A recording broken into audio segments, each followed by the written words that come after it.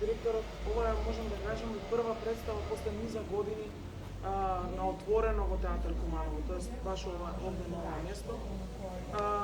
Представата се вика Приказна за една шума и еве сакам сите да ги поканам на 27 во 20 часот во театар Куманово во најмладите. Како што споменавме, представата е навистина поучна, носи една голема порака, не само за најмладите, туку и за постарите, се разбира. Представата е од една од една британска бајка.